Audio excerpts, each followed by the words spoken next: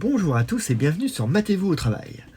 Nous allons aujourd'hui faire une petite vidéo sur le théorème de Pythagore et sa réciproque.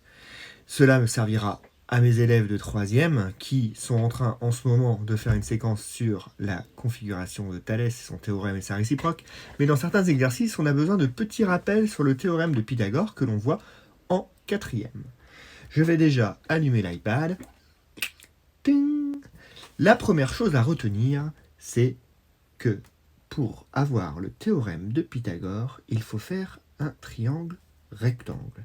Donc déjà, première chose, dès que nous voyons un triangle rectangle en géométrie, si nous avons un énoncé avec dans un triangle rectangle ou A, B, C, un triangle rectangle, là celui-ci est rectangle en C, on dit qu'il est rectangle en C car l'angle droit 90 degrés est sur le sommet C, au niveau du sommet C. Donc dès que vous avez à peu près ça dans un énoncé, avec des valeurs chiffrées à déterminer, on peut penser rapidement au théorème de Pythagore. Que dit-il le théorème de Pythagore? Je ne vais pas faire toute la démonstration, sachant que vous avez sûrement vu ça avec des carrés extérieurs au triangle, des calculs de surface de carré, avec votre professeur cette année. Là, je vais juste énoncer l'égalité de Pythagore, et ainsi sa réciproque pour savoir à quoi ça sert. Donc nous sommes dans un triangle ABC, rectangle en C. Rappelez-vous, si je fais une petite flèche, regardez comme celle-ci, ce qu'il y a le côté en face de l'angle droit, le côté en face de l'angle droit, c'est ce qu'on appelle l'hypoténuse. Donc l'hypoténuse ne s'écrit pas avec un H entre le T et le E, le H n'est qu'au début, petit rappel orthographique. Donc l'hypoténuse, c'est le plus grand côté du triangle. C'est le plus grand côté du triangle. Rappelez-vous de ça. Le théorème de Pythagore, alors attendez, j'efface tout ça parce que j'ai écrit hypoténuse, voilà. Il nous dit que lorsque j'élève, alors quand je dis élève, quand j'élève l'hypoténuse au carré, c'est-à-dire que je fais AB fois AB, ici l'hypoténuse c'est AB, quand je le mets au carré, donc ça veut dire que si AB au carré, si nous avons un triangle rectangle, l'hypoténuse au carré est égale à la somme, c'est-à-dire l'addition, des deux autres côtés au carré. Donc, ça veut dire que le grand côté, quand on le met au carré, il est forcément égal à la somme des deux autres au carré. Donc ça, c'est ce qu'on appelle l'égalité de Pythagore. C'est ce qui va nous permettre de déterminer des valeurs inconnues si par exemple on connaît deux côtés dans le triangle rectangle. D'accord? Donc utilisons le théorème de Pythagore dans un exercice très très classique. Vraiment très très classique. Alors je fais un exemple. On va considérer un triangle rectangle. On va considérer un triangle rectangle. Je vais le mettre comme ceci. Alors évidemment, là je fais exprès de l'appeler M, N, P. Il faut absolument aussi s'habituer à avoir d'autres lettres dans les triangles et pas forcément que la formule qui vient en cours. Il faut comprendre l'utilisation du théorème. Alors on va imaginer là très très simple qu'on a un triangle rectangle. 4, 6 et point d'interrogation. On sait qu'il est rectangle en M. Donc, dans le triangle, on écrit dans le triangle rectangle MNP, rectangle en M, le théorème de Pythagore nous dit, le théorème de Pythagore, pardon, c'est très mal écrit, nous dit que NP au carré est égal à MN au carré plus MP au carré. Forcément, le plus grand côté au carré est égal à la somme des deux autres élevés aussi au carré. On remplace par ce qu'on connaissait dans la figure. Donc là, on voit que NP, on ne le connaît pas, donc on le laisse NP. Là, celui-ci, on le met 4 au carré, et l'autre, on le met 6 au carré. Évidemment, il faut connaître ces tables, et il faut le savoir aussi que 4 au carré, ça peut dire 4 fois 4, et pas 4 fois 2. Donc 4 fois 4, 16, plus 6 fois 6, 36. NP au carré est égal à 52. Le problème, c'est que c'est le petit carré qu'on a maintenant. On a le petit carré. On aimerait bien le supprimer. Alors, pour le supprimer, on passe à la racine carrée. C'est une touche sur votre calculatrice. La racine carrée de NP la racine carrée de NP va supprimer va supprimer le petit carré, et donc ça fait racine de 52. Et donc le racine de 52, vous le faites avec votre calculatrice et vous allez avoir une valeur approchée. Alors on fait une petite pause.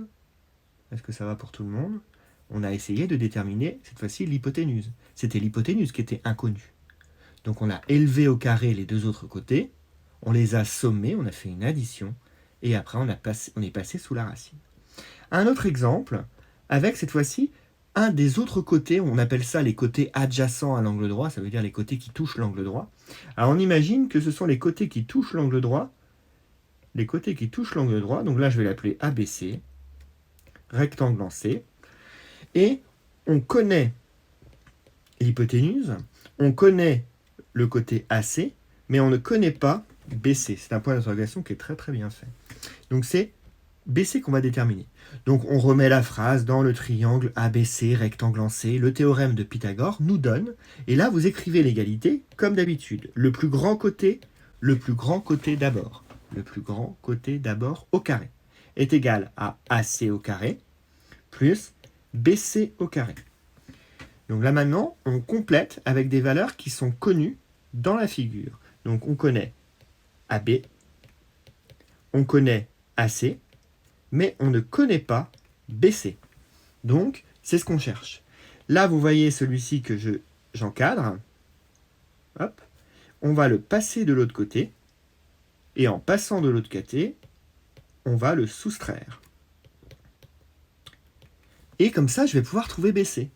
On reprend l'écriture classique de gauche à droite, on met BC au carré est égal, donc 10 au carré c'est égal à 100, et 2 au carré ça fait 4, donc BC au carré est égal à 96.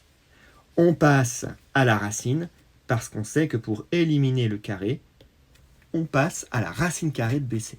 Donc vous voyez que là on a trouvé racine de 96, connaissant le grand côté et déterminant, on essaie de déterminer un petit côté. Donc pour trouver le petit côté, on aura une soustraction à faire entre le plus grand côté au carré moins l'autre côté au carré qui est connu. Oui? Non? Allez, passons à la réciproque. Je rappelle donc, là on m'écoute simplement le temps que j'écrive réciproque de Pythagore. La réciproque de Pythagore est une propriété qui va nous permettre de montrer que le triangle est rectangle ou non. Le théorème nous sert à trouver des longueurs, la réciproque nous sert à montrer que le triangle est un triangle rectangle. Je répète.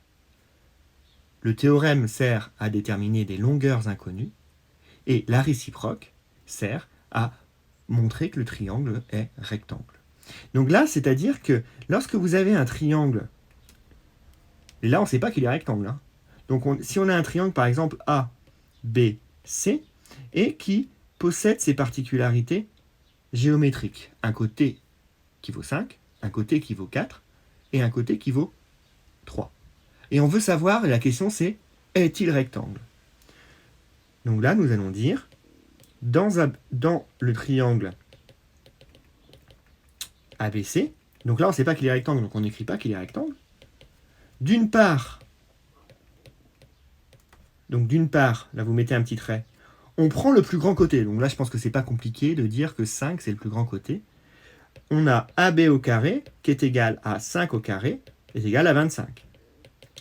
D'autre part, on prend les deux autres côtés que on a envie de sommer ensemble, de faire l'addition, et donc ça nous fait 3 au carré plus 4 au carré. Donc ça nous fait 9 plus 16 est égal à 25.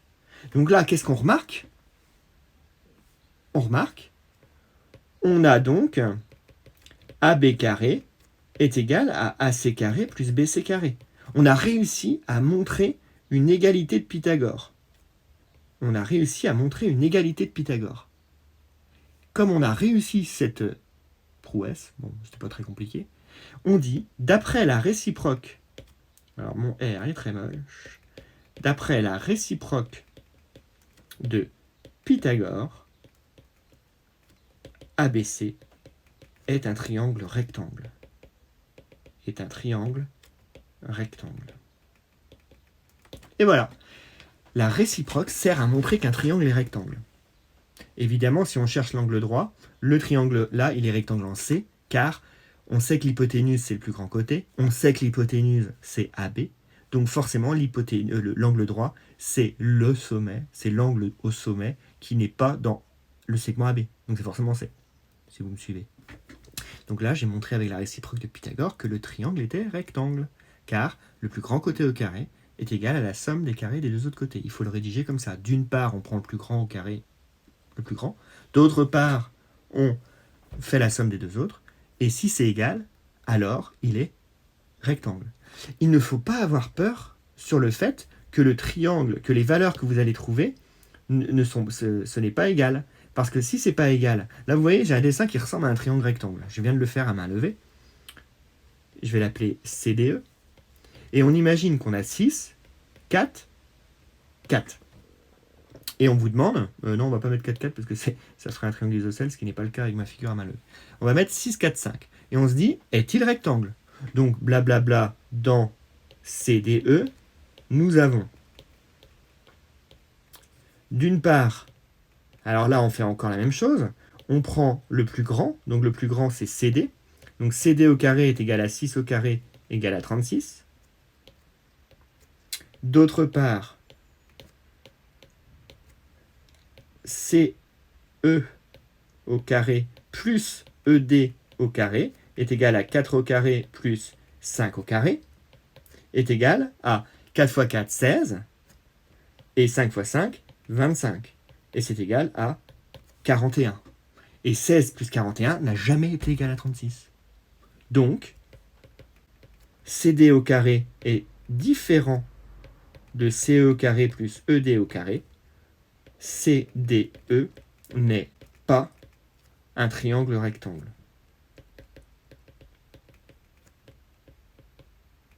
D'après la réciproque de Pythagore. Voilà. J'espère que ça a pu vous aider un petit peu. L'avantage, c'est que vous allez pouvoir revoir la vidéo. C'est vrai qu'elle dure, là, il reste 12 minutes.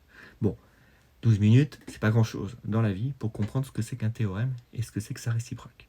J'espère avoir été utile pour vous. N'oubliez pas, il y a la petite cloche pour indiquer les notifications en cas de nouvelles vidéos qui pourraient vous intéresser. Vous pouvez aussi vous abonner, mettre un petit pouce. Bon, ça, c'est ce que tous les youtubeurs disent, mais bon, moi, j'ai pas beaucoup de petits pouces, je m'en fiche. L'important, c'est que vous compreniez les mathématiques, que vous les aimiez un petit peu. Et je vous dis à très bientôt. Et n'oubliez pas, matez-vous au travail.